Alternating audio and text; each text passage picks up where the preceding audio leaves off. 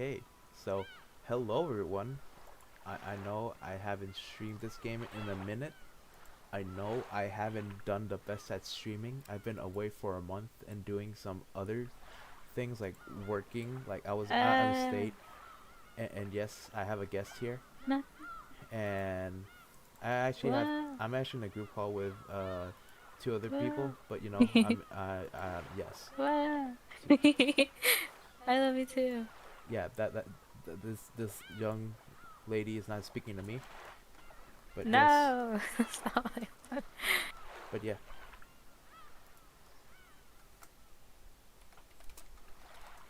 What the? What is that? Okay, now I introduce don't. yourself to these wonderful people. Hello. Yes, you will be my voice actress doing the lady voices because I'm really shit at doing the lady voices. Yes. Okay. Like people have heard me try to do lady voices and I'm just awful. You should do one right now. I mean, I'll do it whenever it's convenient. Right now is convenient. This is my best lady voice. That was very convincing. I know, right? Now, this story is very obviously fictional and fantastic in nature. Oh, well, I didn't read it all. Okay. Wait, and I'm not even screen sharing. I forgot. I apologize. Share my entire I screen. was about to say, Yeah. So now you can see this. Can you um, see this? hold on, it's loading for me. It's loading. Yeah.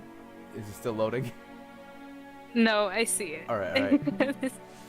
it. You see this old guy? Yes, Brian. All right. Again. So you still haven't overcome your love of alcohol. The old physician let out a sigh as he removed the stethoscope. Two elderly men could be seen in the dimly lit study, which was filled with dust and a sickly sweat stench. Sweat? I said sweat instead of sweet. A sickly sweat stench. Yes, that's what I wanted to say. In a corner of this room, which was much larger than what most people would call a study, um, was an expensive looking bed, a man undergoing a medical examination, and the physician conducting it.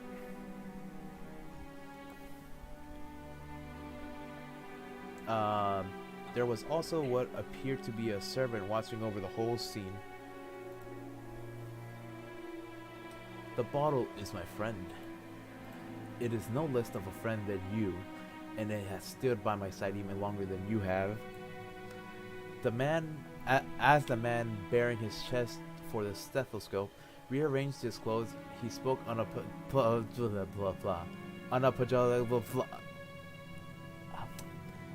I can't say words.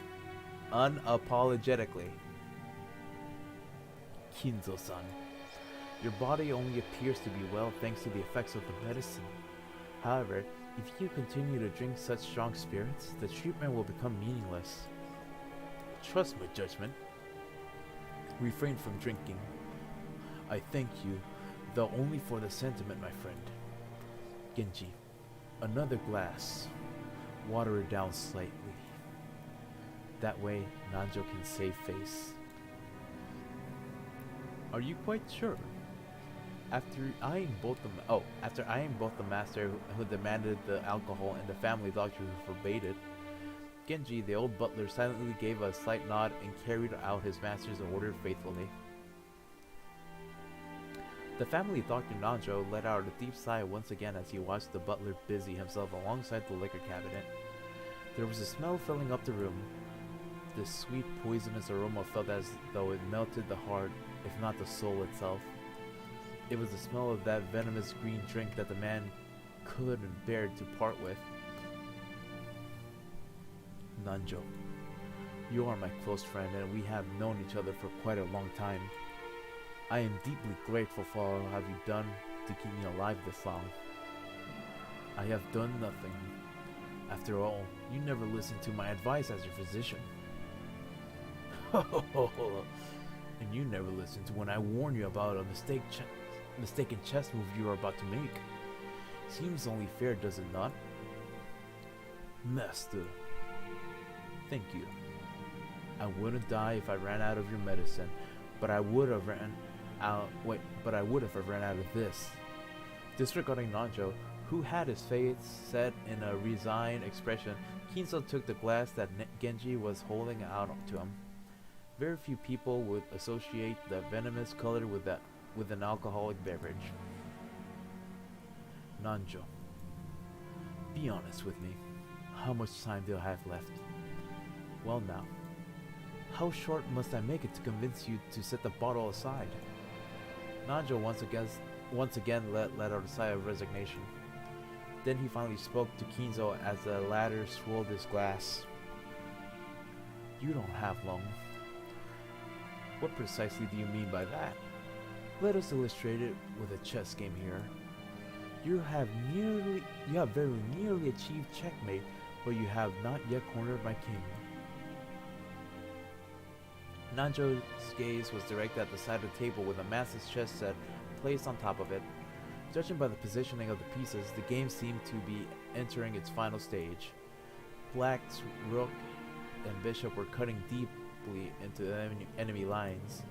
White's kings had already been castled and cornered so that even an amateur could see that the match would reach its conclusion before too long.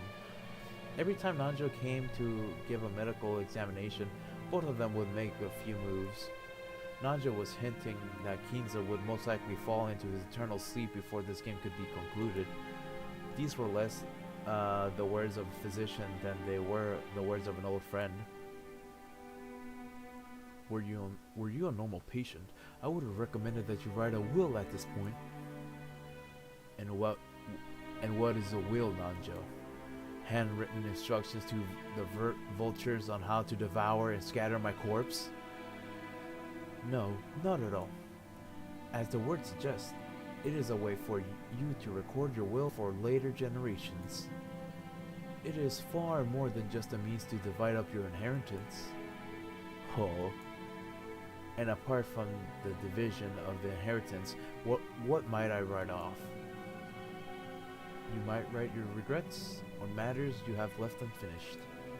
Things you want to pass down to others, or merely matters you wish to communicate. Anything you want. Things I want to pass down to others or matters I wish to communicate? Ridiculous. I, Ushiromiya Kinzo, have not one thing I want to tell or leave behind. I was born with nothing, I will die with nothing. There is nothing I wish to leave to my foolish children. Even if the end were to come today, even if I were to come right now, I would accept that fate of death without a trace of fear. I created everything. My fortune, my prestige, everything. Those were built up by me, and they will be lost along with me. There is nothing I wish to leave behind. Nothing. After I'm gone, I care not if it all goes to waste. I desire no tomb, no coffin. Those were the terms of the contract I made with the witch. When I die, everything will be lost. That has been a part of the promise since the beginning, and that's why nothing will be left behind. There is nothing I can leave behind. I know I should be yelling, but I'd rather not yell when it's past 11 p.m. So yeah. After reaching a furious crescendo, Kinzo, I wasn't really crescendoing with my voice because, past 11 p.m. Kinzo suddenly slumped over. His expression was slim and feeble, as though an evil spirit has possessed him and then left. However, I do have one regret. I have nothing to leave behind, but there is one thing I cannot leave undone. You would do it well to write it down. Of course, it would be best if you finish it before your time comes. However, even if the worst happens, those who come after you will carry it to completion. You must leave behind your regrets so that they can be resolved even if you are unable to do so yourself. That is the purpose of a will. When Nanjo tried to gently pat Kinzo's shoulder, the dying man flew into a sudden rage and batted away Ninjo's hand. It's useless! Useless! Useless! Damn, Dio Brando? What? It must be done while I still live. At the moment of my death, my soul will be devoured by the demons of the contract and wiped out of existence. For me, there will be no peace or another world after death. That is why everything must be completed before I go. That is why a will has no meaning to me. And even if I had a chance to write such a thing, if I did have such a chance, I'd want to see it. I'd want to see it one more time. Want to see Beatrice's smiling face one last time. Oh, Beatrice, why have you resisted me for so long? I'll return everything you have given me. I am prepared to lose everything. Please show me your smile just one more time. Beatrice, I beg you. You must be able to hear my plea. That's the kind of woman you are. I beg of you, show yourself to me. You're here, aren't you? You're standing there invisible, listening to every word I say. And even now, you're mocking me somewhere in this room, aren't you? Please appear before me once more and smile. Feel free to scold me, even snatch away my life by your own hands if you so desire. I don't want to die alone like this. I cannot let myself die until I see your smile just one more time. Ah, Beatrice! Beatrice! I offer up this life of mine. I offer it up to you. I'm begging you, Beatrice! How's my voice acting? 10 out of 10. I know, right? And then we get to see the intro. It's probably copyrighted, so yeah. So how much do you know about this? Just so. I know nothing about it. Oh, well, I bet you can tell that this is taken back in the earlier days, you know, like noblemen's and stuff. Yeah. Yeah. And prestige, like, oh man, I'm a rich person. Just stay down, peasant, and smack you with a glove across the face. Also, be prepared for yeah, things like horror. That's our protagonist.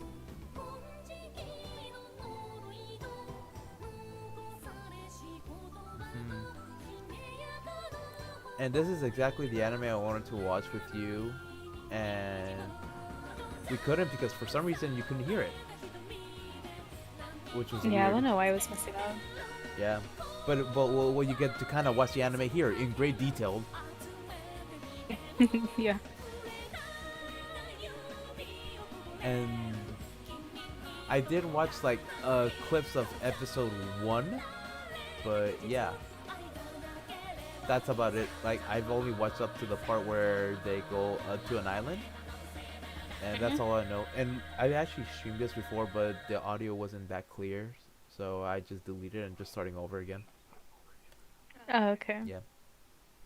And since I have you, it will be better, so you won't have so I won't have to do the lady voices. Hey, look, 1986. It would be funny. Oh to yeah, hear you do the lady voices. I tried. Whoa, things sure move with the times. I can't believe we're able to make the trip in just 20 minutes. I couldn't help but scratch my head and marvel at how far things have come in recent years.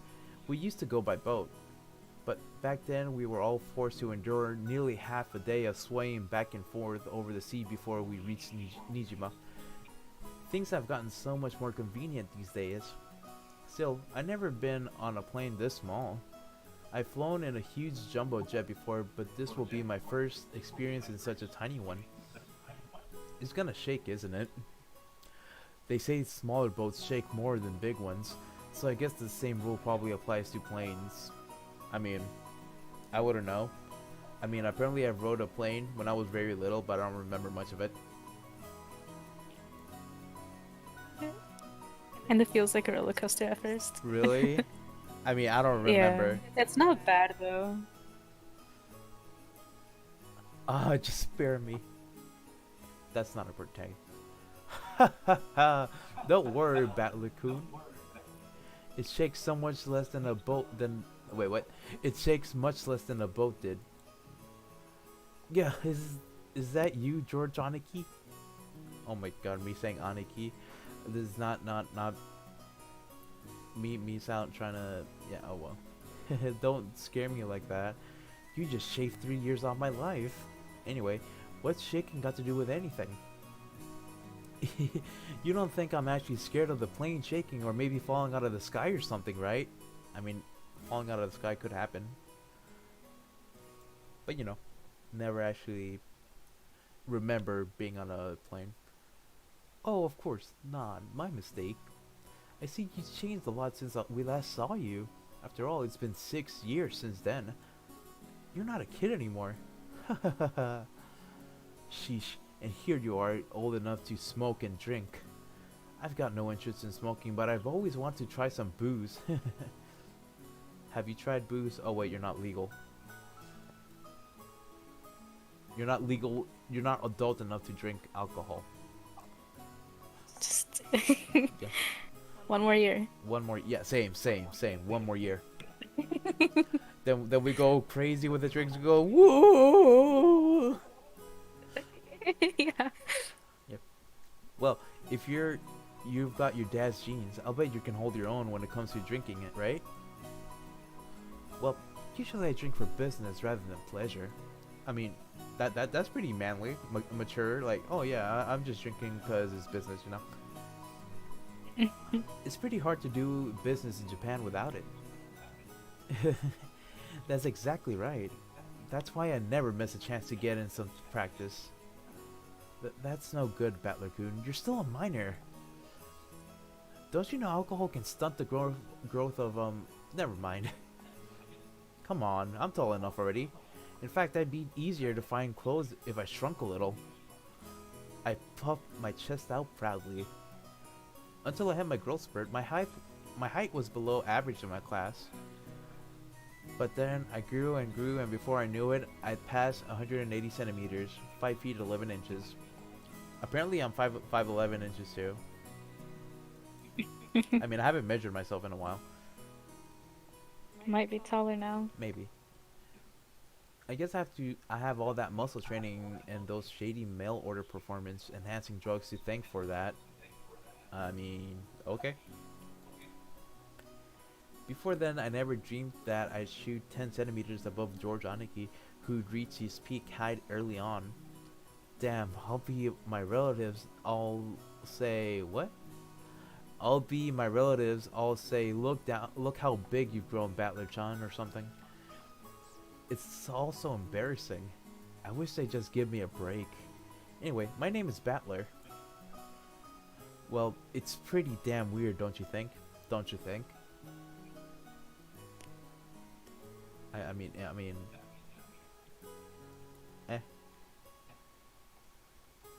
I've gotta wonder what my parents were thinking when they named me that. I never met anyone who could read it right first time. I usually get called Sentukun. Sorry, but that's not even close. My name is written this way. I don't know how to read that. Can you read it? No. Okay. See, he even asked. No, I can't. The first part of my family name, Ushiromiya. That's a fairly plausible Japanese pronunciation so far. The problem is my given name. That is made up of the characters for fight and person, and is pronounced Battler. Put it all together, you got Ushiromiya Battler. Pretty crazy, right? It's crazy enough that my parents decided to call me that, but it's even more crazy that some government worker let them make it official. Both grown-ups are at the top of my must-kill list. Well, there, you shouldn't say that. Not especially when we're playing a horror game, just saying. Anyway, this is one of my cousins. His name is... pronounced Ushiromiya George. He is 5 years older than me, so he must be turning 23 this year. See, if we subtract that, that would be 18. Battler's 18. And because, oh wait. Since they are Ushiromiya cousins consist of 2 boys and 2 girls, I ended up playing with George all the time. And because I've always thought of him as a big brother, I still call him Aniki today. Ooh, Battler-kun, look how big you've gotten. You know what they say, leave a boy for 3 days and you'll hardly recognize him. Look, you can do this lady voice now. Do whatever you want, I won't judge.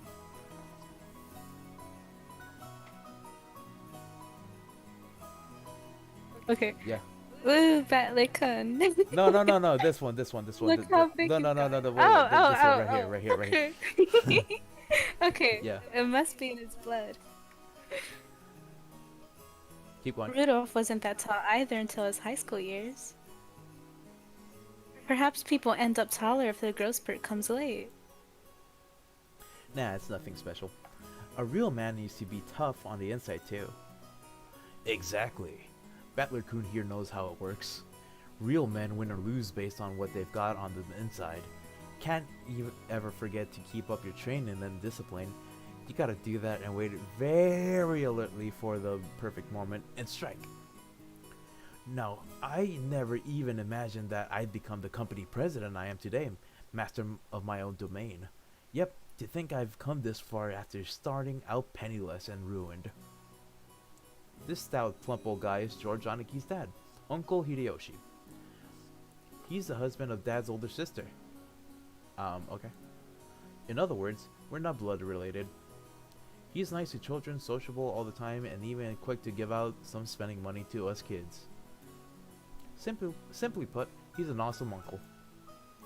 He speaks an odd and very noticeable Kansai dialect, but he's actually a natural-born Kanto man. Apparently, impressions are everything in the business world. So speaking in a different style than other people is an act that makes him stick out more.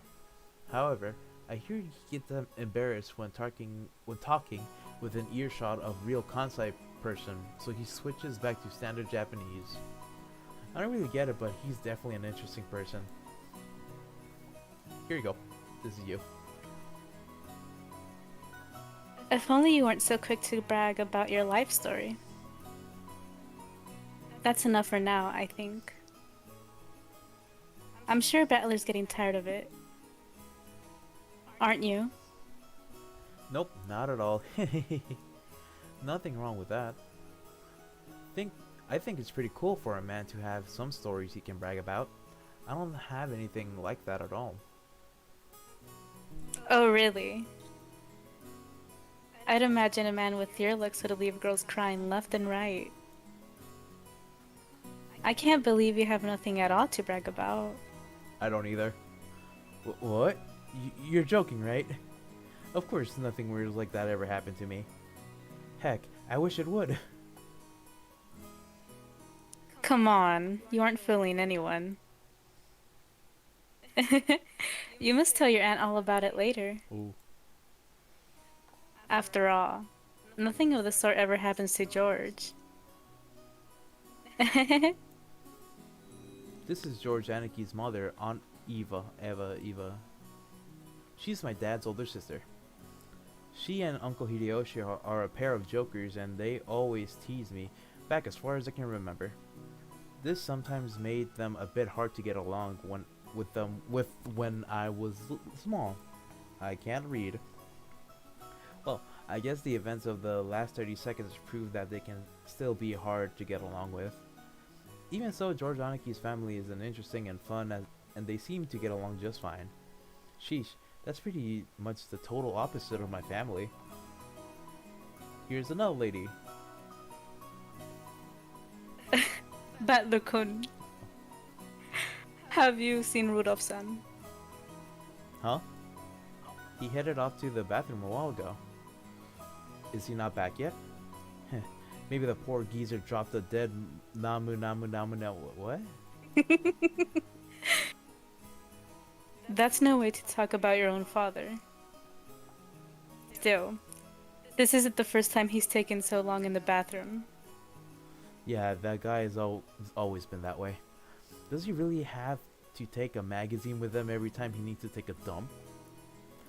And what on earth is he doing in there with those particular magazines? Oh, you don't need to worry about that at all. Since we've been together, I haven't let him do that on his own. Wait, what?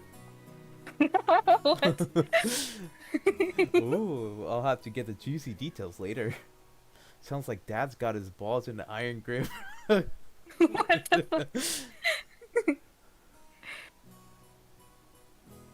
You know exactly what would happen with that man if I didn't keep a tight grip, don't you? No kidding. You're you're the only one capable of reining in old bastard. As a son, I'm more than happy to let you take over. Yes, leave it all to me. Mm. After all, that's my specialty. Oh. This woman is my father's wife. Her name is Ushiromiya Kirie. As you can probably tell from our conversation, she's not my real mother. She's basically my stepmother. My real mom died 6 years ago, and Kirie-san is the woman Dad married afterwards. It's understandable for someone my age. I could never bring myself to call his new wife Mom. And I doubt she feels like using the word son on this massive kid who's no relation to her at all. We aren't little kids. We know there's nothing to be gained by fighting. So we decided that we wouldn't force ourselves to pretend that we're family. I decided to act a bit more frank with her, acting as though she's a friendly neighbor instead. It's much easier if we just kept a little distance, instead of forcing ourselves to act all close and making each other uncomfortable. Kirie-san has always been very open about all this, and thanks to that, we've been able to get along pretty well. Then, just when we were bad-mouthing Dad about being in the bathroom, the man himself came back wiping his hand with a handkerchief. Battler. Hey, what's up, Dad?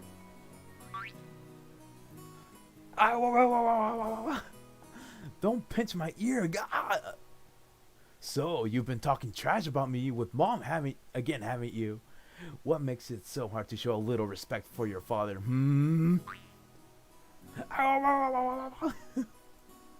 Damn it, that hurts! You can stretch my ear all you want, but I'm not gonna be able to fly. That's a Dumbo reference. That hurts! Come on now. Up, up, up, down, down, left, right, B, A, start. Now say, Father, please forgive me for being so rude. Like hell I will. Go find yourself some members only store if you wanted that much. Damn. Yeah, let go! This old bastard is my dad.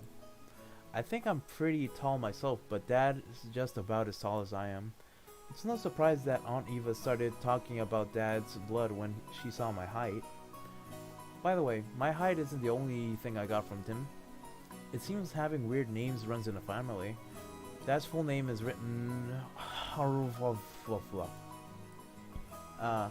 you can't read it, can you? No, I can't. Come on, it's just... Anyway, this guy's name is pronounced Rudolph. He must hate grandfather for giving him that name. So, that's no reason to pass that weird naming tradition on to me. As the old bastard twisted my ear all over the place, Aunt Eva snuck up behind him and grabbed his ear. Hey, oh wait, that's you. Hey, Rudolph. You should know better than to physically abuse your son. Yeah. Ah, that hurts, Aniki. This scene perfectly illustrated the relationship between my prankster younger brother, between the prankster, not my prankster, the prankster younger brother, and the older sister who could deal out punishment to him despite his size. I think that's good enough for now, Evani-san. Make sure to stretch out his other ear later on. Damn. Oh, my apologies. I must leave some pulling for you to do, Kitty-san. Rudolph? Make sure Kitty-san gives you lots and lots of punishments later on, okay? You're the one to talk, Haneki, abusing your little brother like that. Hideyoshi Nissan, I'd like to thank you very much for picking her up. If you hadn't been so generous, she'd still be unsold in the store. Whoa. You have my gratitude and apologies. What? Who you calling unsold? After taking 3 steps back, Aunt Ava unleashed one of her beautiful high reverse roundhouse kicks, which stopped just a centimeter away from the tip of Dad's nose. After starting out with Tai Chi Chuan, is that how you say it? Tai Chi Chuan? I guess Tai Chi Chuan. I might get roasted for saying it wrong. I don't know. Whatever. I don't know how to say that. For her figure, Aunt Eva then developed an interest in the Chinese martial arts. After that, she went through karate, taekwondo, capoeira. Is that how you say it? I don't know. And what is that she's learning now again? Well, anyway, they say a woman's weapons are in her lower body, and that's literally true for Eva. Rudolph! Did you know that a single direct blow to the side of the head like that would knock you unconscious? Not so long ago, I accidentally connected in a practice match and my opponent was out cold. Accidentally. Sheesh, what a pain. I'm so sorry she can't help walking like a freak. Dad, completely unfazed, shrugged and smiled ironically at Uncle Hideyoshi. Never had a younger brother or sister myself, so when I see you two bickering with each other, it makes me feel all warm and fuzzy inside. It sure is nice to have a big family.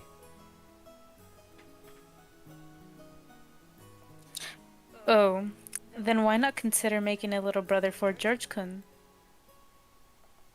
He's already a fine adult who's about to go off on his own, so it might be a good time to have another child. Hey, have a little sympathy for the new kid and all the pain and suffering he'd had to live through. I'm surprised even George-kun turned out as well as he did after being bored from this sinister sister of mine. And what an awesome kid he is. Please share some of that with our blockheads of a son someday, will you? That's not at all how it happened. It's thanks to Eva Nissan's proper rearing that George-kun became the kind, gentle kid he is now. Isn't that right, Nissan? Oh, come on now. You think so? Our George still has a long way to go.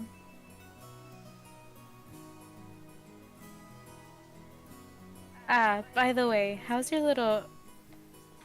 Angie? Angie-chan doing? Yeah, I'll just say Angie. I heard she was vomiting. Oof. Oh, that's right. And I was hoping to finally see her face after such a long time. Is she okay? She often catches a cold when the seasons change. She's very frail. I did want to bring her along, but we decided to have my family look after her this time. I don't know who this would be because there's 3 people. I mean, I'll read it. I'll just read it. Okay. Yeah, I think that's a wise move. She'll heal a lot better if she stays away from that venomous head family household. A child's health is always more important than an adult's convenience, don't you think? Oh, okay. That might be you. Okay. I know some of great medicine for for vomiting colds like that. When we get back home, I'll send some to you right away. So please let her try some. Thank you very much, Hioni-san. That was this guy. Yeah. Oh well. I mean, we couldn't tell. It's alright. Yeah, well. He got a girl voice. I'm always in your debt.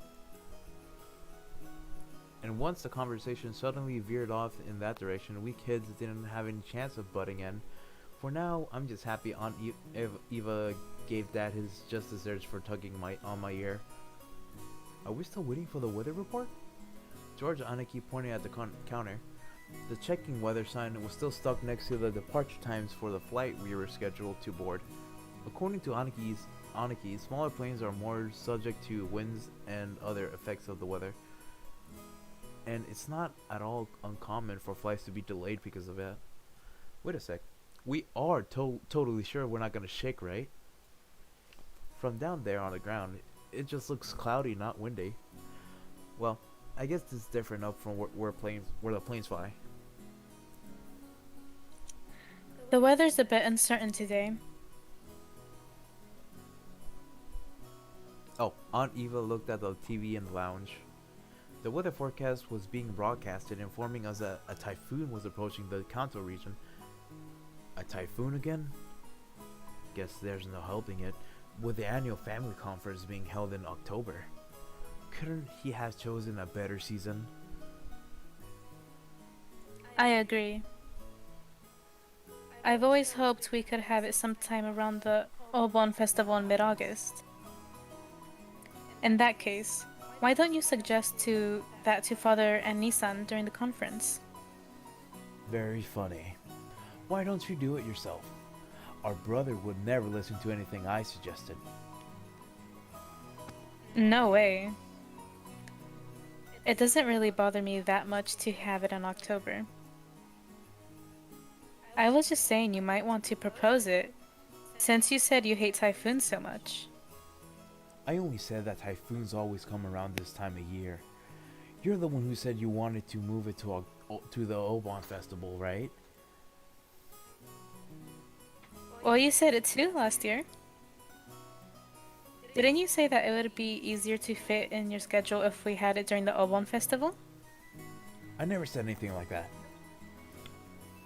Oh, yes, you did. I certainly wouldn't forget something like that. No, I didn't. You're the one saying that all the time. Didn't you know? Stopping a kick just a hair's breadth away from impact is a very high-level technique. Sheesh, women your age should have spread their legs like that. That and Aunt Eva arguments look no different from a couple of brats quarreling. Even though they usually behave like normal parents, they turn right back into kids again when they meet their siblings at these family conferences. You're the one who looks like a real adult and analyzing it all calmly. I hope I never turn out like that old bastard. I'd rather much end up as an intellectual adult like you, Aniki. Like me? Oh, I still have a long way to go. I still have very little experience out there in the real world, and I need to work on becoming more confident and sociable. I think you've far surpassed me on all of those counts, Bratly-kun. I'm sure you'll outstrip me fast enough when you become an adult. George Aniki scratched his head and laughed as though trying to hide his embarrassment. Of course, he was just being humble. Aniki entered a university and became an apprentice at Uncle Hideyoshi's company at the same time, studying both academics and how to become a business emperor in parallel. Then, right after graduating, he got into Uncle Hideyoshi's company as his father aide, piling up a lot of real-life experience as he devoted himself zealously to his work. His great dream is to one day stand on his own and build up his own kingdom. Aniki is a real paragon of a man sparing no effort as he strives towards his goal. Oh no, is this Higurashi? Yes, this is Higurashi. Well, no, this is not Higurashi. Well, Umineko when they cry. That's what it's called. But yeah, I think this would be, yeah, Higurashi. And then there's me. I'm nothing like Aniki. I'm living my happy-go-lucky idle high school life to the max. I've got no dreams for the future. I'd like to just sit back, stay cool, and let the money flow in, but of course that could never happen. Yeah, that would be too good to be true. When Aniki was my age, he had already formed an impressive objective and had started devoting himself towards studying for that goal, so I guess I can't compare at all. My dad just says, sure, you can study at my company if you like cleaning toilets. Damn it, I'm not gonna be in the debt of that old bastard. I'll find my own way myself. If only willpower was all it took to become an adult. Should I go on one of those self-searching journeys that are all the rage these days? Well, it's not like I could mooch off my parents for that kind of money. Isn't that game like 200 hours? I mean, I don't know, because I've never played this game before. Right then, Uncle Hideyoshi shouted out loudly. He's a really nice person on the whole, but he does have a problem controlling the volume of his voice.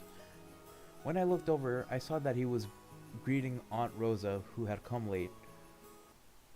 Oh! If it isn't Rosa-san, Maria-chan, long time no see. This is your chance to do the lolly voice. Oh. Yeah. No.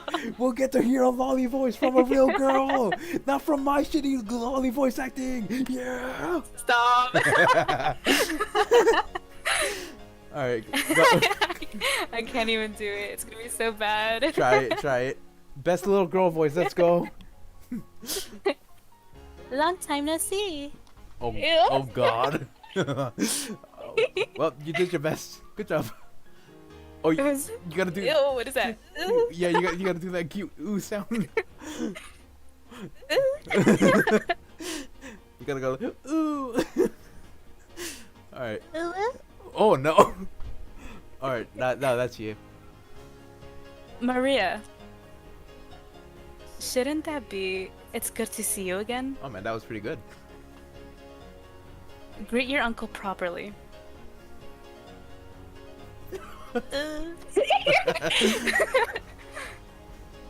It's good to see you again.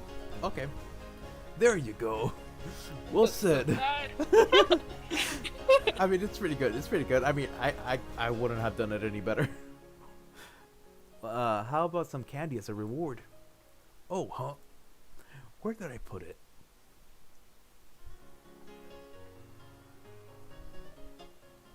Rosa-san, it's good to see you again. It's good to see you too, Maria-chan. Wait, what? Yeah. Oh, okay. It's been too long. I don't know if it's Giri or Night, like Kairi. I don't know. Giri-ni-san. I said Kyrie. Hideyoshi-ni-san. Okay. Yeah, I said Kyrie. Kyrie. And, oh my, Butler-kun? Look how big you've gotten. He was just saying how do you didn't want to deal with that. Aw, come on. It's embarrassing hearing that from every person I meet. Hey Rosa, you're late. If the plane was on time, you barely have made it. I'm sorry. We had some trouble making our train connection. So, are we waiting on the weather again? Oh, don't complain. I much prefer the 30-minute plane trip to spending 6 hours bouncing about on a boat. Even if we're kept waiting here for an hour, it's still much faster overall. Maria-chan's gotten huge too. So how tall are you now? Come on, do it. Do the. Sorry, it was loading. No, oh. I don't want to. Do it. Do it. Did I? Okay. Yeah. I don't know what the fuck that is. They're like, So, how tall am I now? Maria-chan parroted Uncle Hideyoshi's question, looking up at her mother. I guess she doesn't remember her own height. She's probably right in the middle of a growth spurt, so her height must change every month. Give it a few more years and she'll suddenly start looking feminine.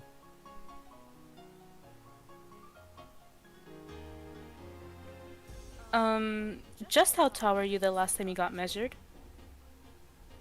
You keep getting bigger and bigger, don't you? Right? I'm gonna just assume this is like ooh. So Ooh? No. It's just I'm ooh. doing it. It's just ooh. Don't do that. Don't do ooh. No, don't do. Just do ooh. No. No.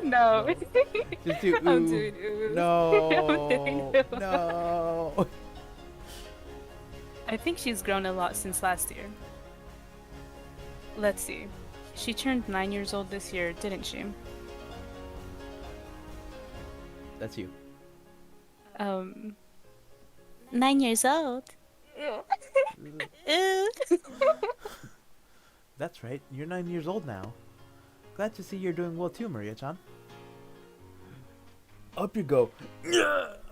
I guess you gotten a bit too heavy to play airplane with. Oof.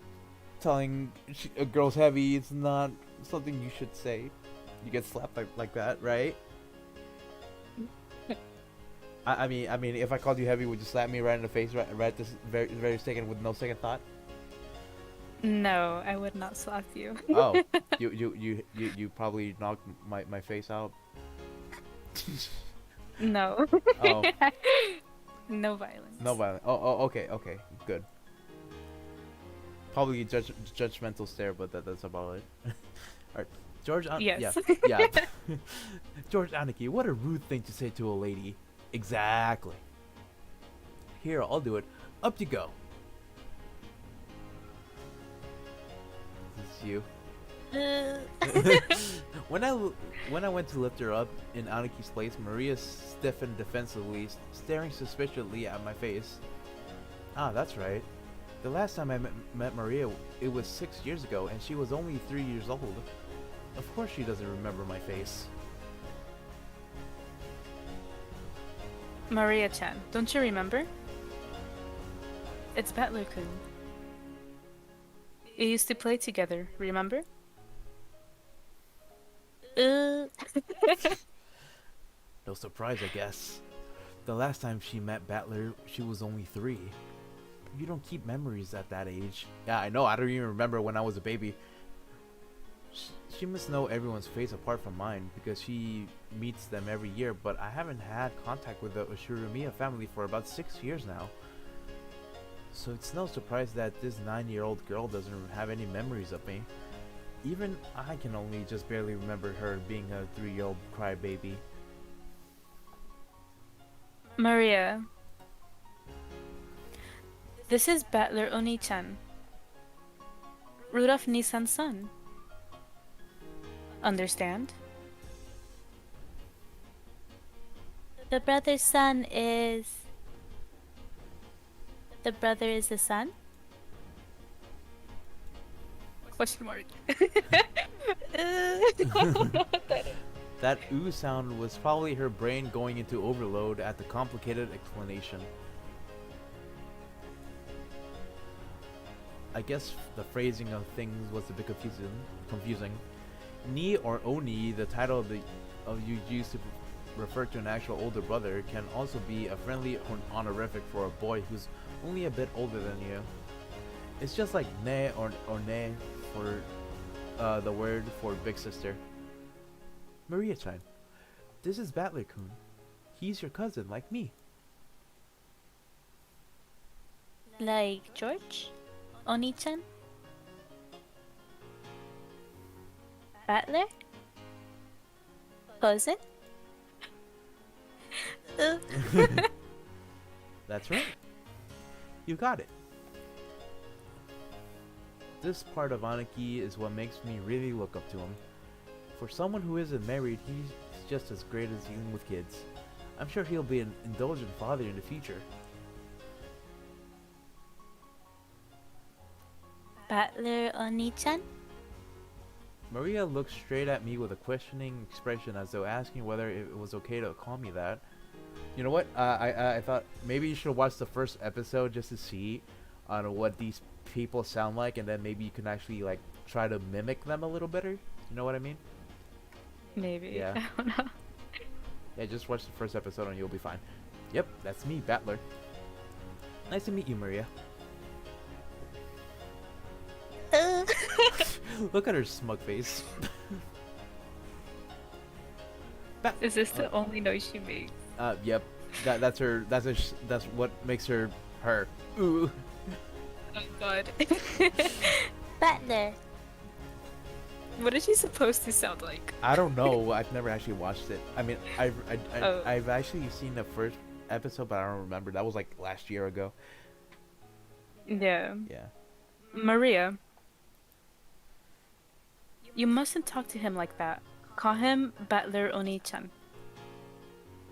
That's alright, Aunt Rosa. I don't sweat the small stuff. Hey Maria, we're close enough that we don't need honorifics, right? Butler, butler, butler.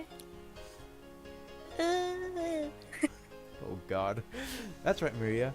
Oh wait, that's right. Maria, Maria, Maria! Oh! Wait. We horsed around for a while to make up for the 6-year gap in our friendship. She probably still thinks of me as nothing more than a big new friend, but things probably work out as we get to know each other again. But I'm surprised. She's just the way I remembered her being 6 years ago.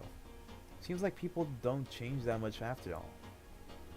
I'm a bit happy that she's still pure and innocent, the pure innocent girl I remember. Her name is written... I've never seen this before. Pure innocent. Well, yeah, she's only like 9. Yeah. Imagine all the. Okay, I'm just gonna stop myself right there before. No. Yeah. I'm just gonna stop myself right there. Of course, this is pronounced Maria. The third character looks like a cross. Yeah, it's pretty cool. It's unique. I think it's pretty cool. Her feelings don't usually show up on her face, so it can be difficult to know just what she's thinking. But that's just how she looks on the outside. On the inside, she's just a sweet, normal girl. Then there's Maria's mother, Aunt Rosa. She's my dad's younger sister.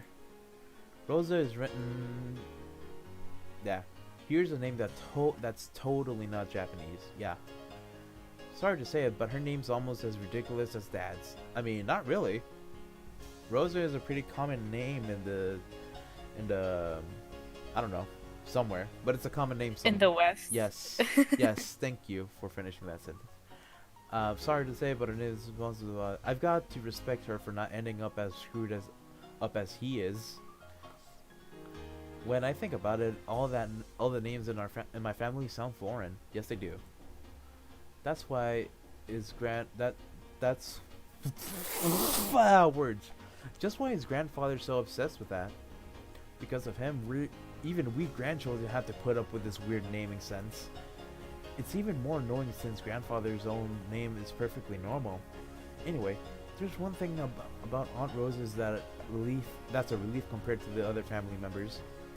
The old bastard and Aunt have this annoying urge to tease and mock people all the time. But even though she shares their blood, Aunt Rosa isn't like that at all. She has the most common sense among all the siblings. Like Uncle Hideyoshi, she's a kind of aunt who will always be on the kid's side.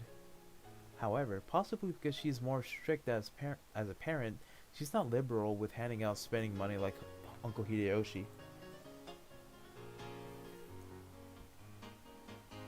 Okay, now we have the entire group of family members who are going on board the plane. At that moment, I thought it had waited for all I can't read now. Waited for all of us to arrive. An announcement rang out through the lobby. Our apologies for the delay. Boarding will now commence for flight 201 to Nijima. We ask that the passengers please form 2 lines in the front counter behind the white line. Rosa, you still haven't gone through the boarding procedures, right? Hurry up. Oh no. Maria, come on.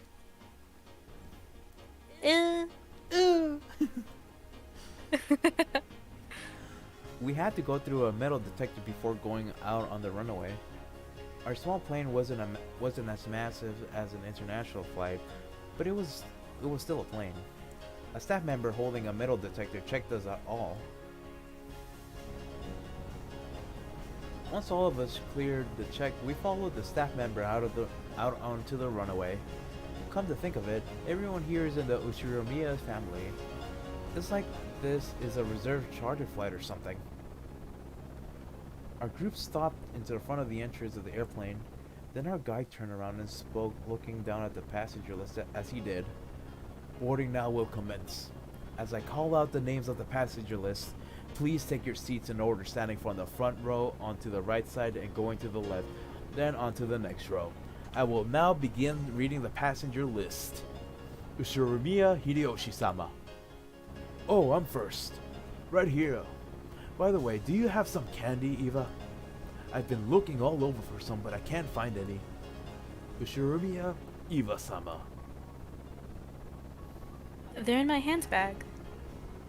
I'll get one once we're inside the plane. I've heard that the candies are a good way to protect your ears from hurting because of variations in the atmospheric pressure when landing or taking off. I don't remember that, but okay. That's probably what they're talking about. Hope I get a window seat. Don't worry. There aren't any other kinds of seats. As George Aniki said, there were apparently 2 lines of the seats. So this is what a small plane is like. We are totally sure it's not gonna shake, right? Ushurimiya George-sama. Right here. Don't worry, Battler-kun. It won't shake too much. Ushurimiya Battler-sama. Aniki, what do you mean, not too much? You can just swim if you fall off from the boat, but if the plane crashes, you're screwed, right? We all get our own parachutes in our seats, don't we? Wait, we don't? Ushurimiya Rudo-sama.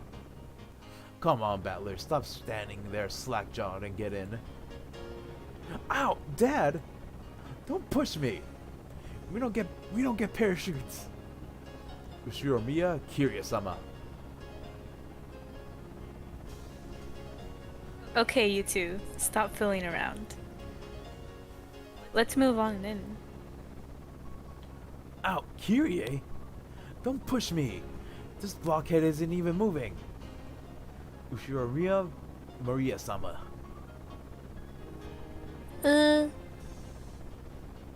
Let's move on in. Ushurimiya Rosa-sama. Maria, be quiet. Damn. That's it. Okay. This is your pilot, Kawabata. We'd like to thank you for taking New Tokyo Aviation's Flight 201 today. We estimate that the flight to Nijima Airport will take about 20 minutes. We are receiving reports of an atmospheric turbulence. There may be some shaking of the aircraft, so we ask you to not unfasten your seatbelts after takeoff. Aniki, did that guy just say? Oh, it was a guy. And I was trying to do that airplane lady voice. Aniki, did that guy just say we needed to wear our seatbelts? In a jumbo jet, they let you undo them after takeoff, right? So it's gonna shake so much we can't take them off? Damn it, you tricked me. It's going to shake after all. Where are the parachutes? Knew I should have taken the boat.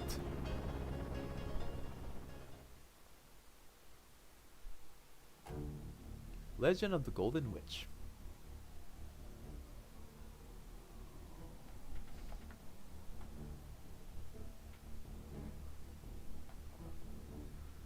Oh man, this is the intro.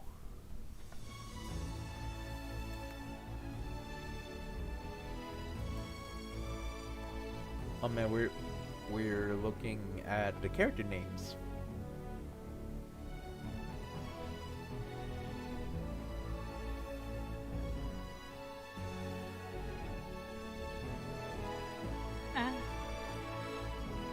Ah. Ah. Wait, is this it? No, this isn't this game is still a long ways to go. This is basically episode 1. We just No, I know. But I mean, like, just for the episode. I think question mark. No, this might be the prologue, and then we're getting into the first part of the episode 1. I think. Oh my god. Yeah, this game is pretty long, or so my friend says. Yeah. I mean, we have like 5-6 episodes to go after. Mhm. And then there's the post-end credits.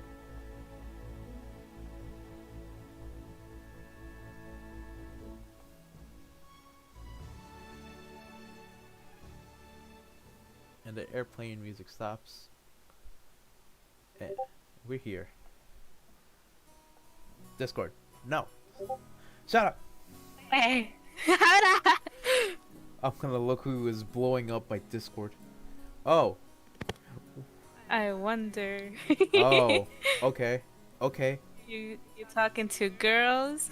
I apologize. I do not disrespect the females. I apologize. I was talking to Discord.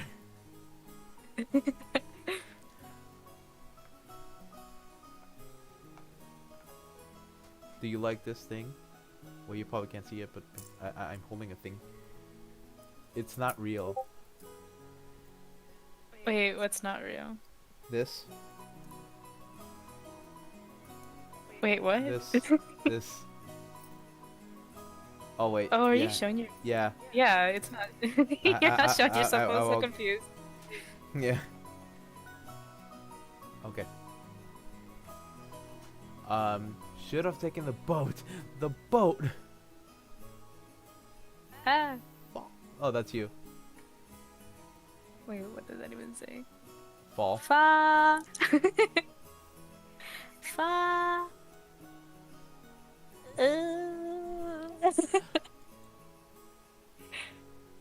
Maria, that's enough. Oh. I think there's a way to auto this. Hold on. But what a surprise. Oh. Oh look. System. Oh look, we can check the thing, but let's see. Oh, I thought we could auto this. Okay.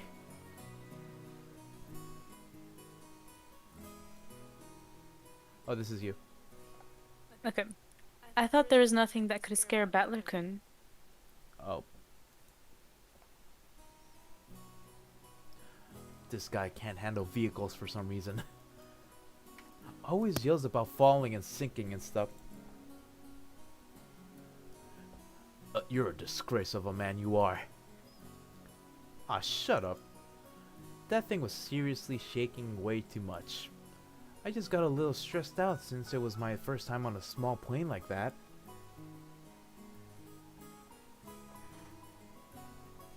You call that a little stressed? Sounds like it'd be fun to take an overseas vacation with you, Battler-kun. Would you like to go to Egypt with your aunt? You'd get to ride a plane for a full 14 hours. Damn. That's you. Ah! That's a very realistic laugh. Ah ha ha ha ha. That's how it looks. There's a good plan. Battler-kun, you should go let Evan-san toughen you up some. Damn. Yo, it's so hilarious. Ah! That's better now. Whoa! I never laugh like that. No. Everyone's got their own strong and weak points. It's bad to laugh at them. Dad, you're laughing too. Hey Maria-chan, Hey Maria-chan, you shouldn't laugh anymore.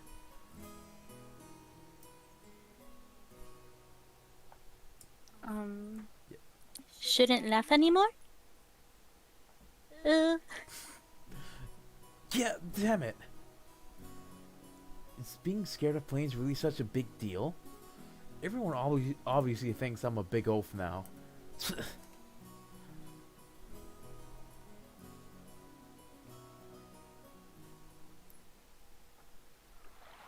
We split up and took separate taxis from the airport to the harbor. From there on, we would be taking the boat to the island. The islands are right next to each other, so the distance of the trip wasn't that great. By boat, it was a leisurely 30 minutes to the island.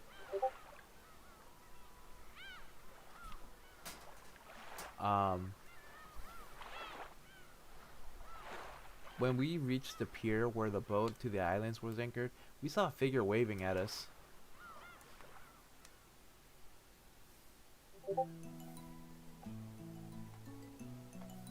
George Nissan! It's been so freaking long. Ah, Jessica-chan. It's been a year since I saw you.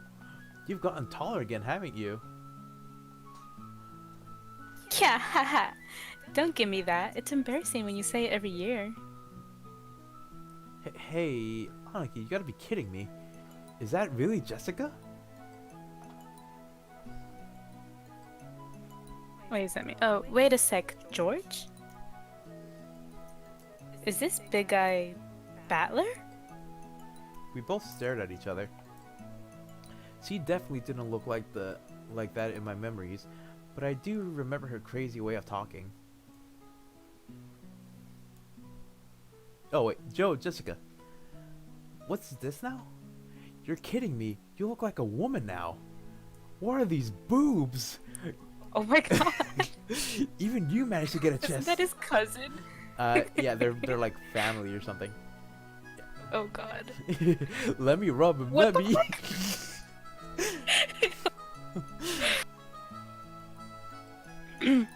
Don't screw around with me. I'm a blushing flower of 18. I mean, actually, now that I think about it, some families do marry each other.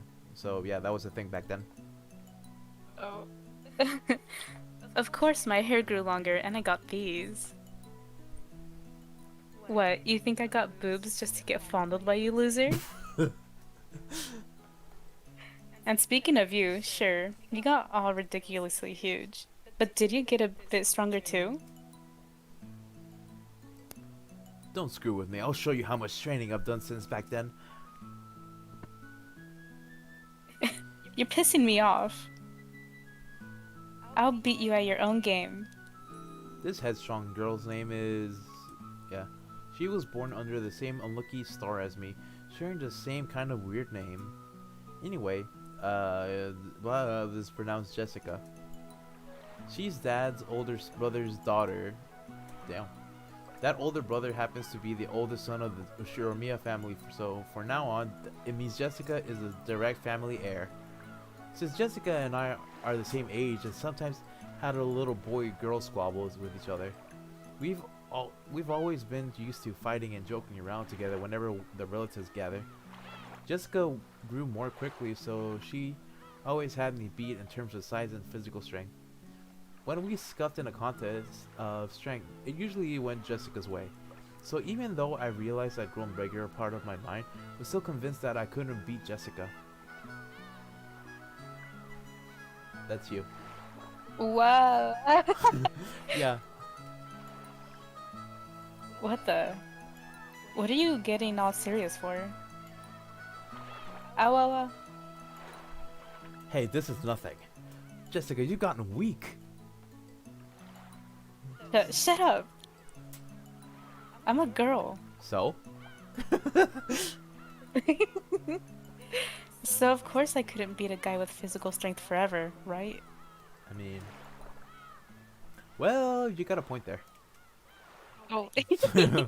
The meat I put in my arms all went to your chest. What the? Oh my god. It looks like it'd be a pretty even test of strength between my arms and your boobs, don't you think? I told you, my boobs aren't for you to feel up. Aw. Besides, how about you? Did your cute little elephant son get a bit bigger to go with the rest of you?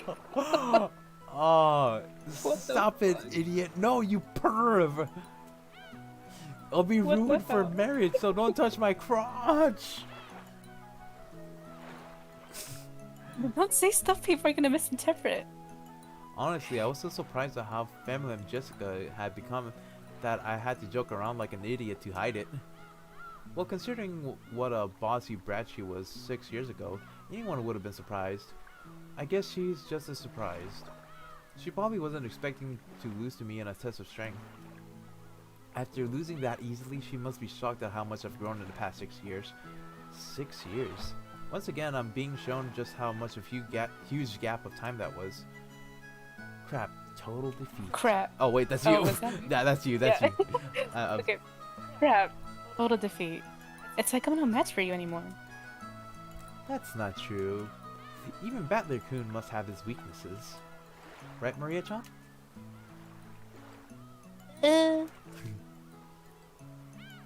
Ba, ba.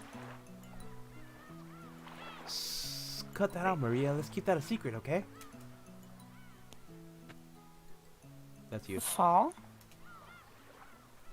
The hell are you talking about? Sorry, but there's no chance you'll see that weakness of mine now. After all, the nightmare plane trip is already over and done with. Only thing left is that nice quiet splashing on the boat ride. I'll never thought I'd start loving that piece of junk boat this much. That's you. Huh? George Nissan, is there something wrong with his head? You'll understand soon. Very soon.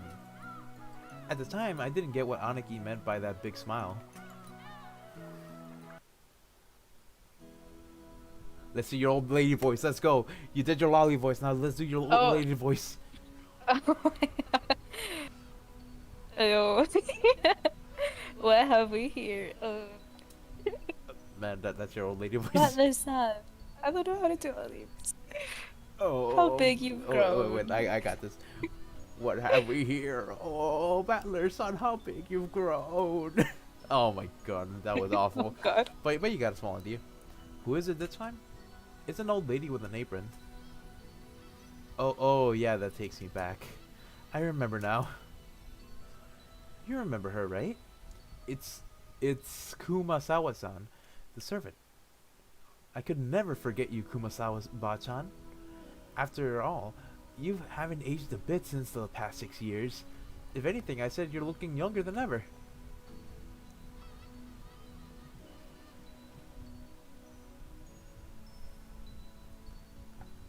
This is you.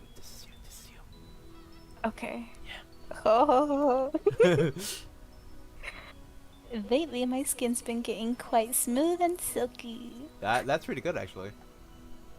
And look, hasn't my chest gotten bigger as well? Well there. Well there. How do you like a little feel? Ew. Oh, you're kidding, right? My breast fondling is strictly limited to bouncy girls. Oh, I was quite bouncy in my youth. Don't be shy. Fondle to your heart's content. Yeah, give me a Ew. break. It's girls I'm looking for, not grannies. I mean, you don't have to say it like that, but you know. The jokes I cracked about Jessica were being turned against me. Come to think of it, Kumasawa has always been the type to tease people. Kumasawa-san, stop that right now. People with one foot in the coffin shouldn't jump around. Oof. To sport with the young is the most rejuvenating medicine. Oh, it's rare for you to come pick us up, Kumasawa-san. I wonder what's gotten into you. Usually, your lumbago kicks in whenever someone gives you a job to do.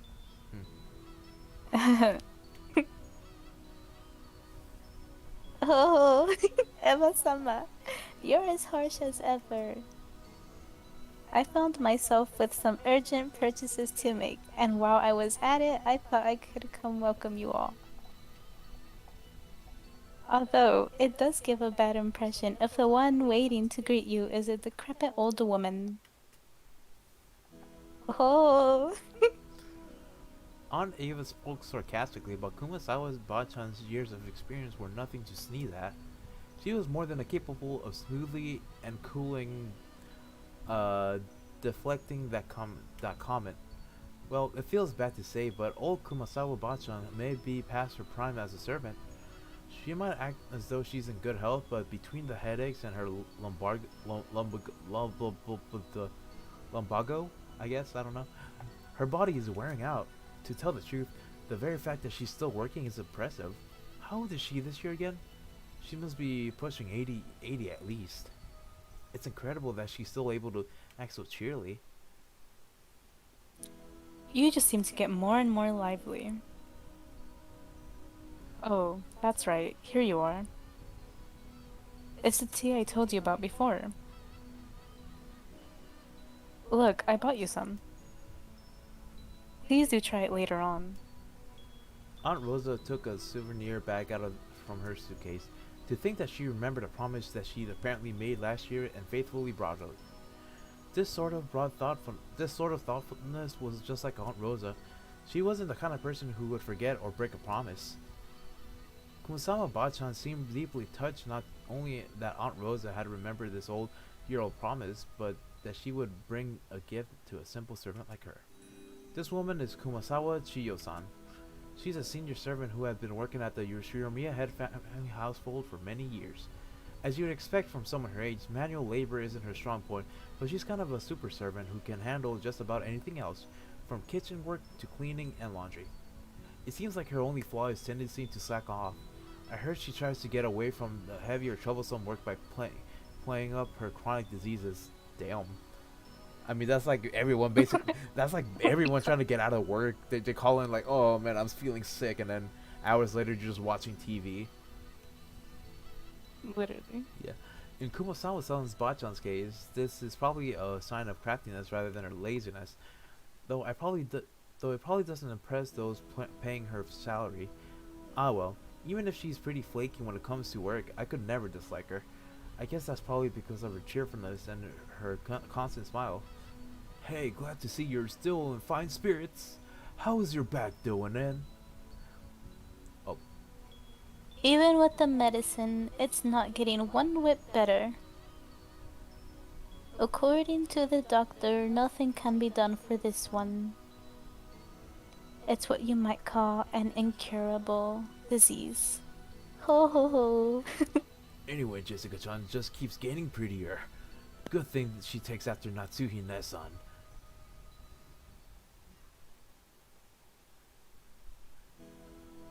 Really? Personally, I don't think we look alike at all. I mean, I don't even want to be like my parents. Because I got zero respect for them. Damn! No, you shouldn't say such things. Though, there are quite a few people who don't want to be like their parents in our family. I can't relate. Ah, that's me! You sure as hell better not take after me. Your nose looking like mine already pisses me off. What the fuck?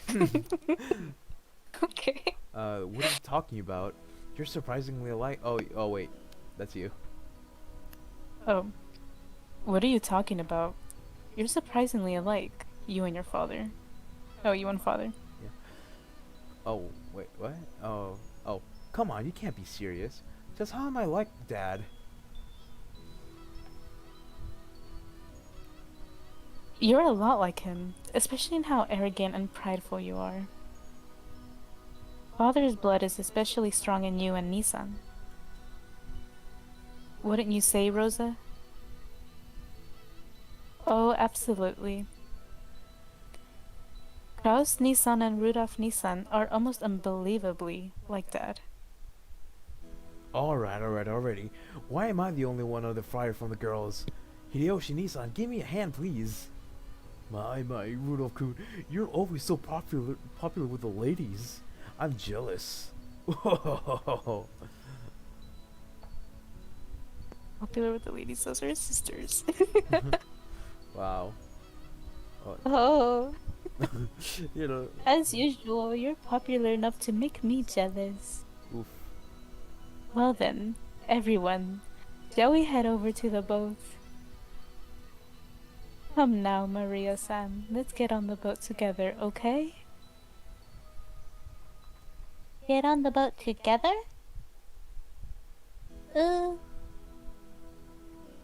Everyone gets on together. Hell yeah, this time around I'm not gonna be scared. I'm used to being shaken by the waves. With that piece of junk fishing boat, I'm less afraid of shaking than the engine breaking down and the boat drifting off. Oh yes, Battler-kun, I forgot to tell you. That fishing boat was completely worn out, so it was taken out of commission for a few years back. Now we taken to the island in a different boat.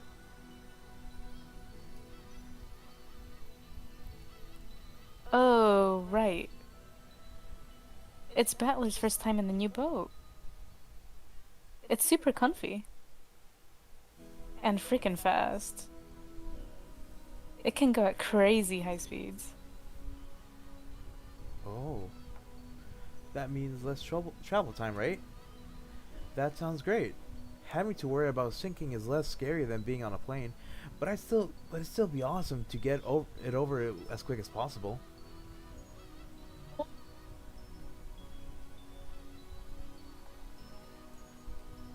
Oh wait, did you read this part already? I probably, Yeah. it probably cut out. Yeah, it cut out. I didn't hear it. Oh. Is Battler going to fa again? That's only on airplanes. Everything's fine now.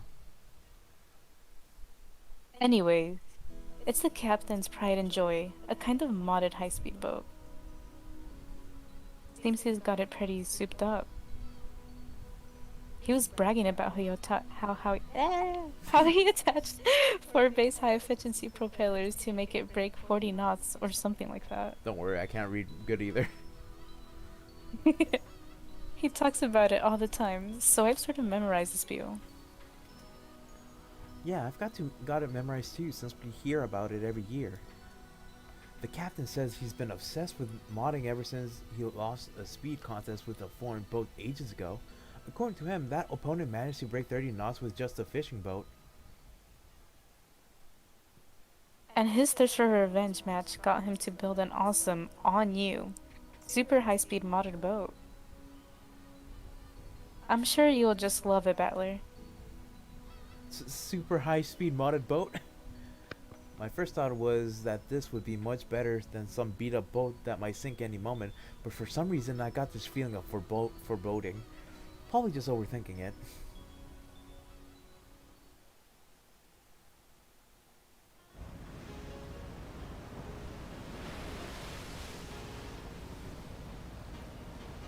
Hey Battler, maybe you should just swim to the island. Battler-kun, you shouldn't lean over to the railing too much. You might fall.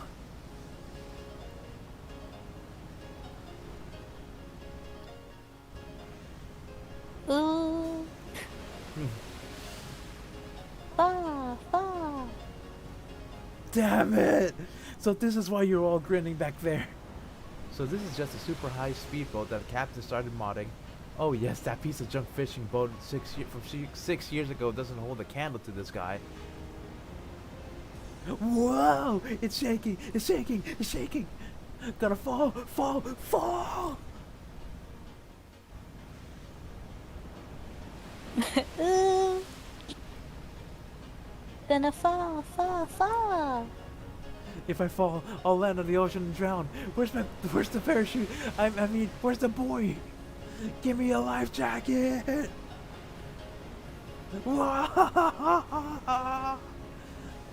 Oh wait. Battler, what the heck are you doing that for? Whoa! Jessica-chan, Maria-chan, it's not nice to tease. Battler-kun, if you're scared, then why don't you just come out the deck?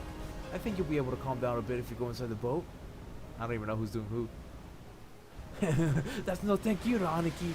Shipwreck victims are always the ones are always the ones inside the boat. The survivors are usually those on deck during the accident. So I'm staying right here.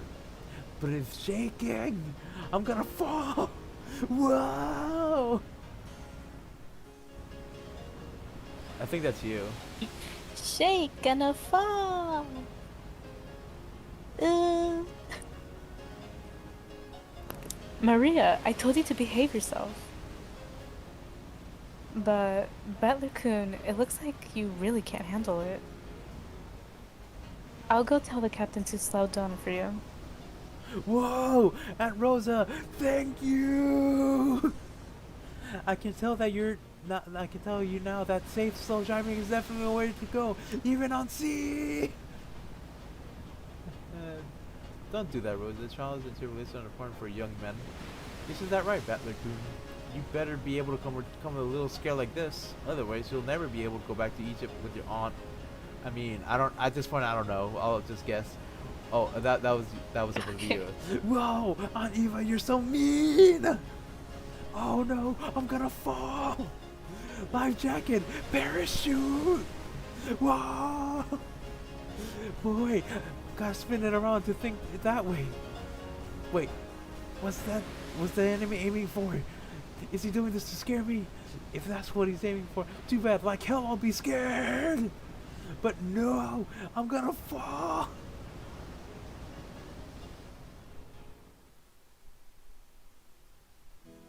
So after I made a huge fool of myself for a while, Aunt Rosa had a talk with the boat captain and he slowed down to a more manageable speed for me. That's a bit better. Though I thought I was gonna die earlier. Apparently the max speed I can tolerate is extremely slow. But that just now was completely insane. The whole boat was shaking, sliding and leaping on the ocean surface. It felt like I was riding on the back of a flying fish. Jessica was still guffawing, I don't know how to say that, at me as I leaned against the railing, tired and disheartened.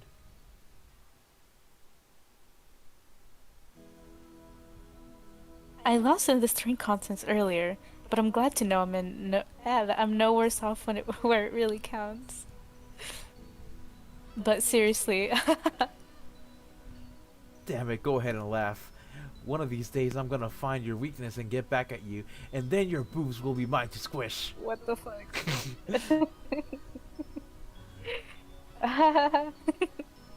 Yeah, sure. Good luck with that. Whoa.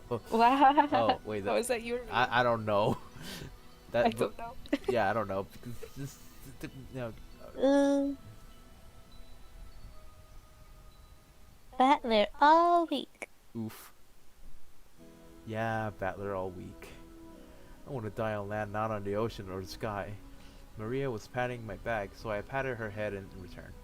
Her expression was blank as usual, but I realized that she wanted to console me. Battler-kun's the captain's throwing drinks to make up for this. Would you like one to calm yourself down? George Anaki and Kuwasawa Bachan brought us all ice-cold cans of soft drink covered with beads of water. Judging from Kumasawa-san's big grin, our parents inside the boat were probably all rolling around laughing at my moment of pure terror. Damn it, I'm so embarrassed, I can't bear to face any of them. If I didn't change the subject somehow, I had the feeling I'd be the butt of everyone's jokes for the whole trip, so I tried to think of something harmless to talk about. Hey, Jessica? How are Uncle Kraus and Aunt Natsuhi doing?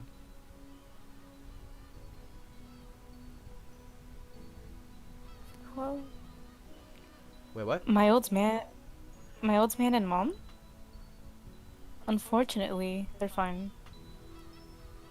Though every other word out of their mouths is study, study, which pisses me off. I know, right?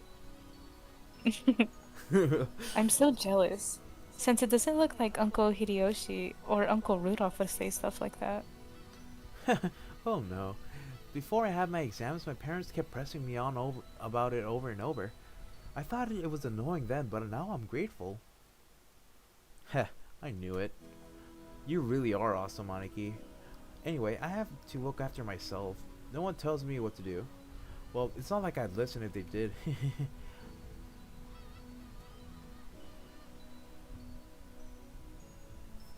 Battler-san, have you still not returned to your parents' home?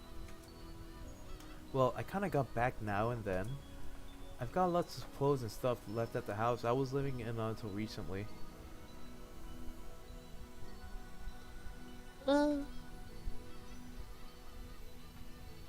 Butler has 2 houses? Uh, hmm. Something like that. Why?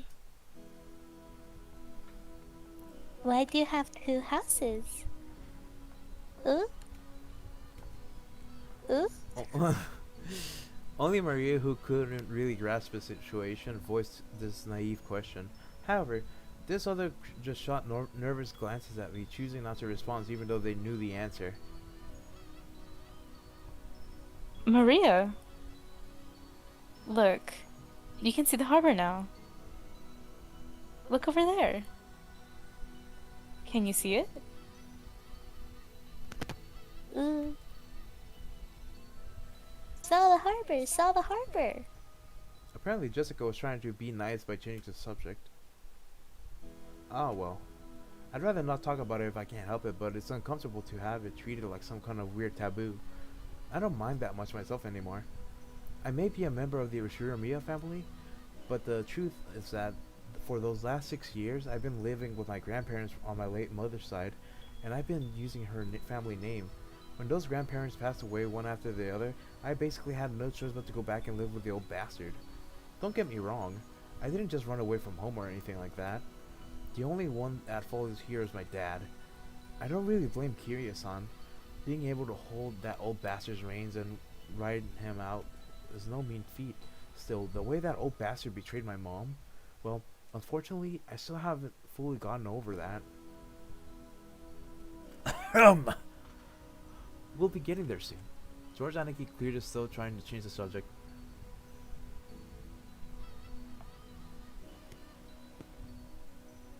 Please forgive my indiscretion. How do you say that? Indiscretion. Indiscretion, yeah. It seems this old.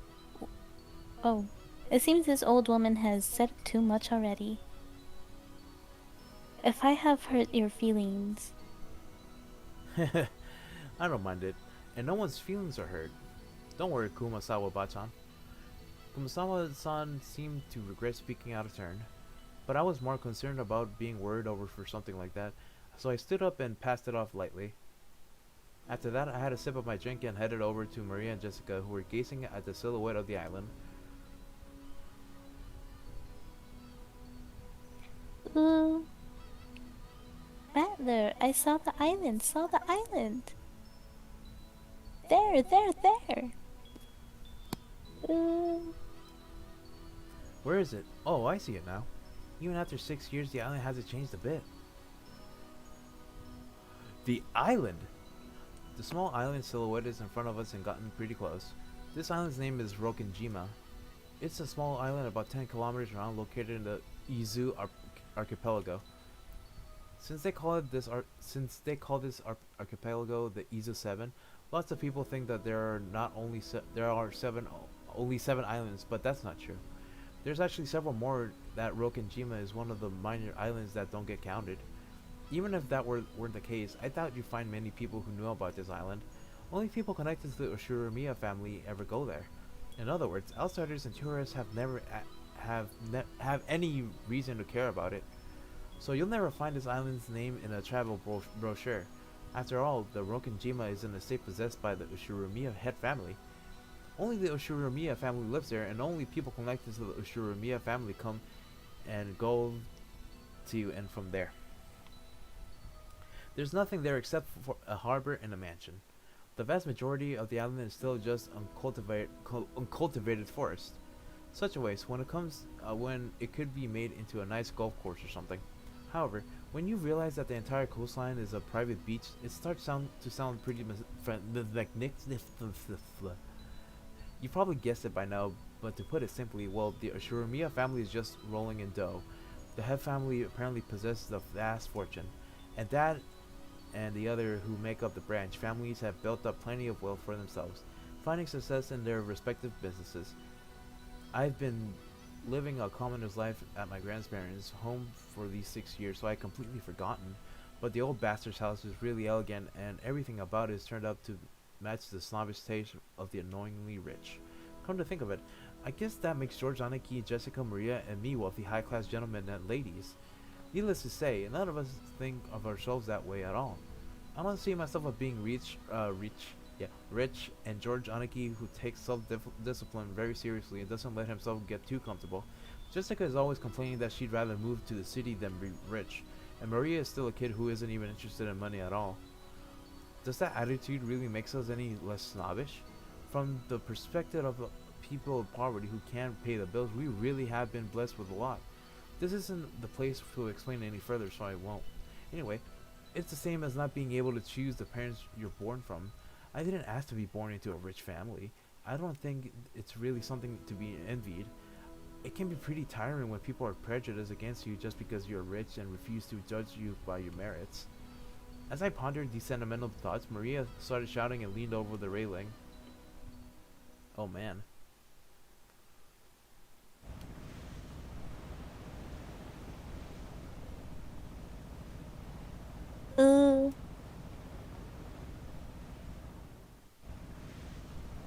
Gone?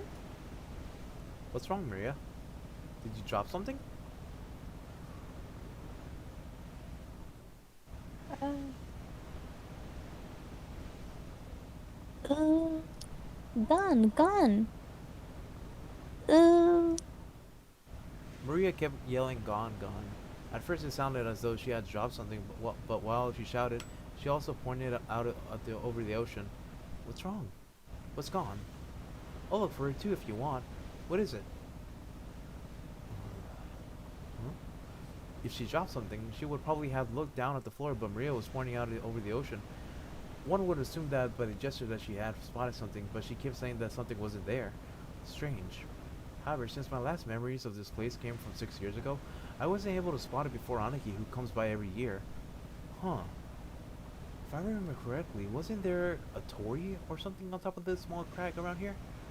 That's right, it was definitely there. I remember it well since, as well, we got close to the island. It's the first thing to greet us like a landmark. Wow, you're really amazing, Battler. Even though it's been 6 years, you remembered. It was here, wasn't it? I remember too. The two god shrines as the torii-like thing were standing all alone in that crag. And now that you mention it, they're all gone. They are gone, aren't they? I'm pretty sure they were still there last year. Gone. Gone. Oh, that's you. gone, gone. Maybe they were washed away by the waves or something. It was a small crack, so probably got worn out away over time. Well, that's my theory too.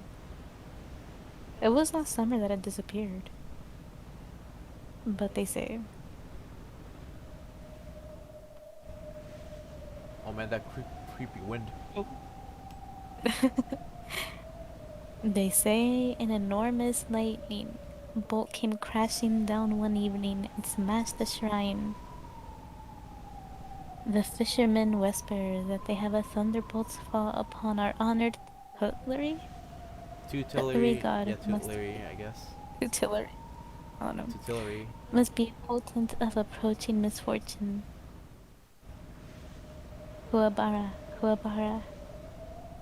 Kumasawa-san smiled impishly, as if teasing us, rubbing her hands together while ending a Japanese phrase meant to ward off lightning.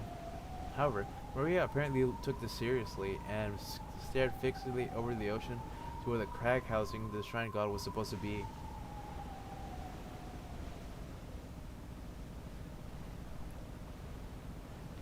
A potent of misfortune? Uh, Enough, Kumasawa-san. Maria isn't old enough to get that kind of joke. It's okay, Maria-chan. It's just a coincidence. Nothing scary is gonna happen. George Aniki put his hand over on Maria's shoulder to calm her down, but Maria's sharp dark expression didn't waver. That's you. Wait, is this the old lady? Yeah, this is you. misfortune, misfortune. No, not the old lady, that's you, the Maria little girl. Lollyism. Oh, well, whatever, Okay. whatever.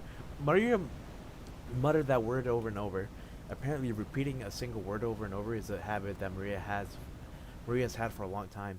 However, since the word she was saying was literally an ill omen, it was a bit creepy. Wait, what was she saying? I forgot. Well, I can always check yeah, misfortune. Hey now, Maria. If you say it over and over like that, misfortune will really end up happening, you know. I tapped Maria's on the shoulder. Maria whipped her head around, stared into my face, and spoke unblinkingly.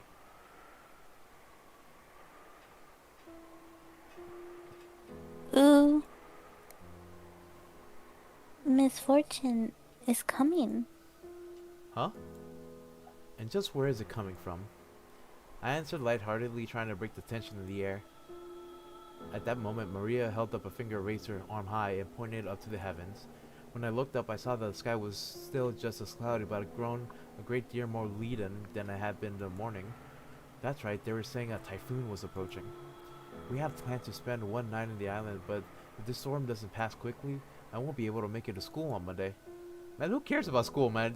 You get to chill at home. Well, I guess it makes for a pretty good excuse to be absent.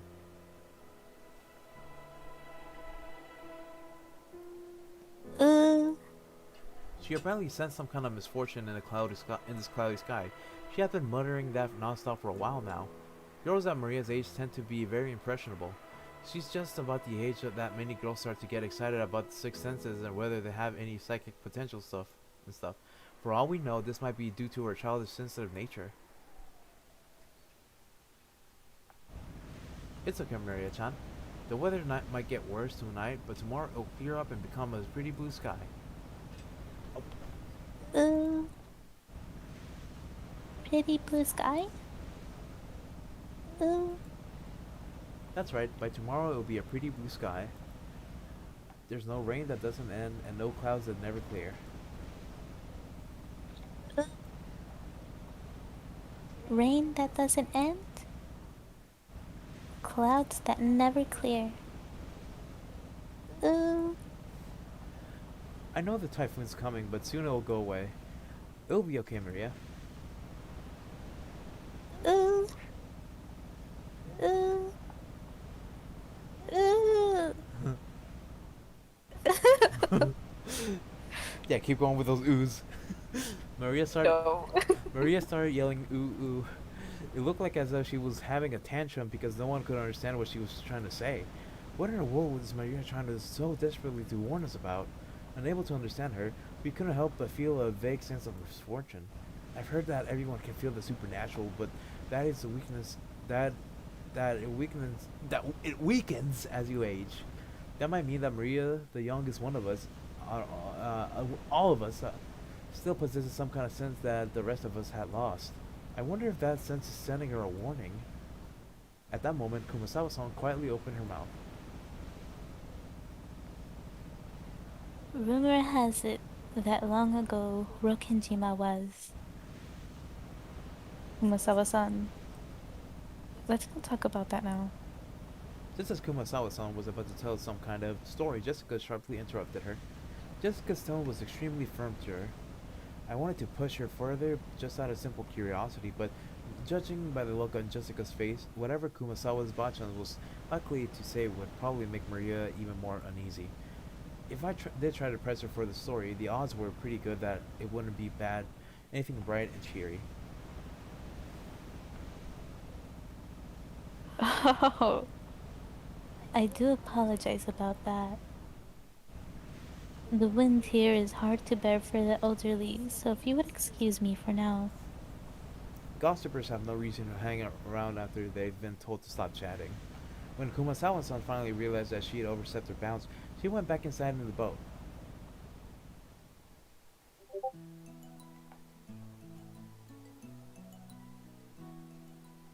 One second.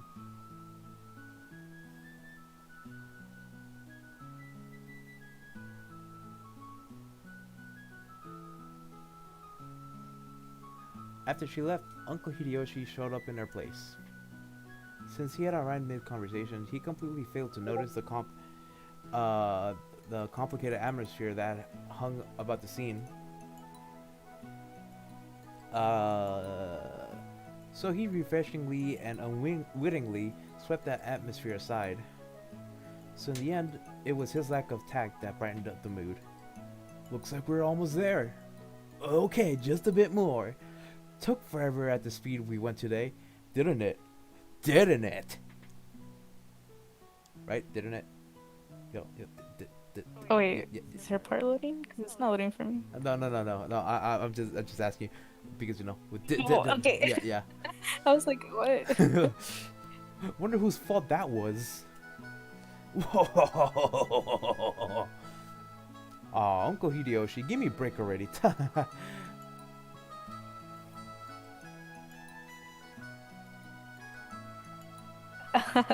Come on, don't stop there. Seriously, thanks to Batley here, it's taken forever. Damn. Uh, Maria probably thought that everyone was refusing to listen to her. She hung her head wearing a fretful expression.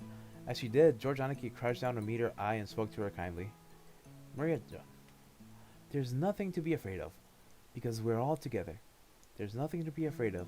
if we're all together? Go ahead and say it.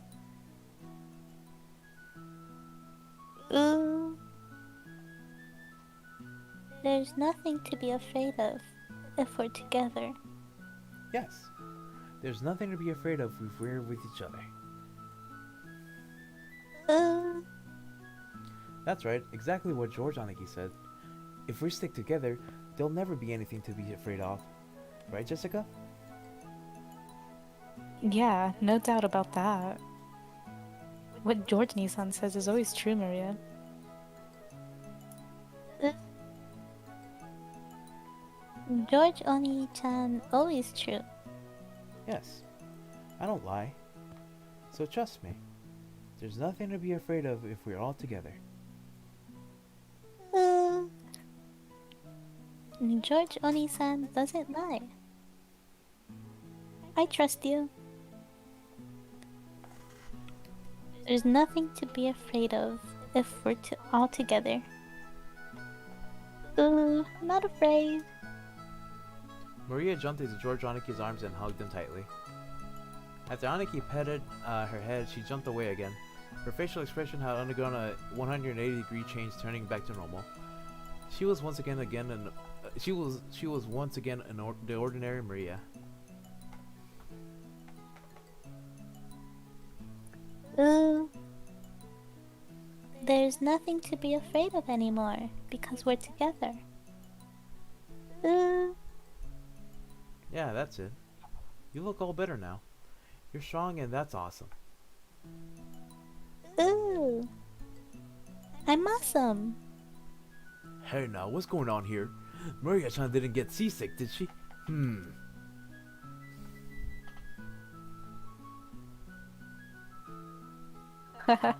Well, something like that. We'll be arriving soon.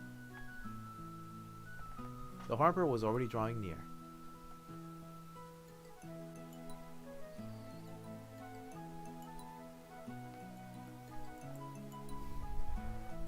Okay. See the Roman clock.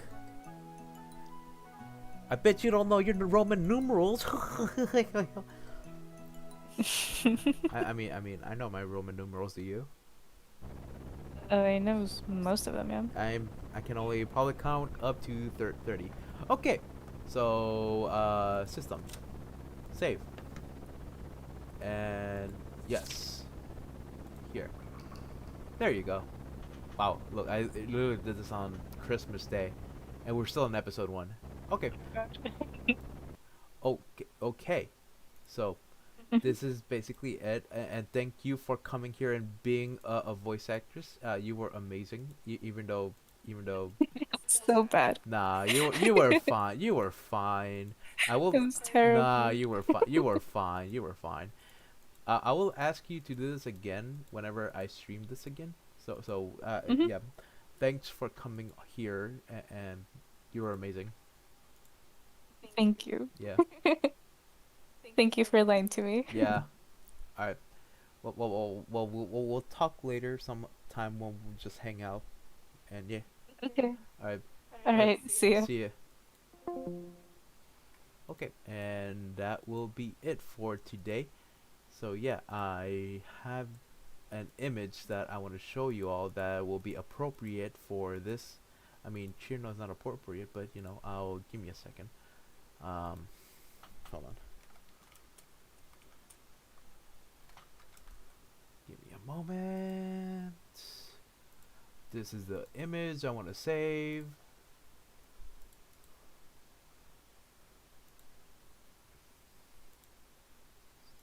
And then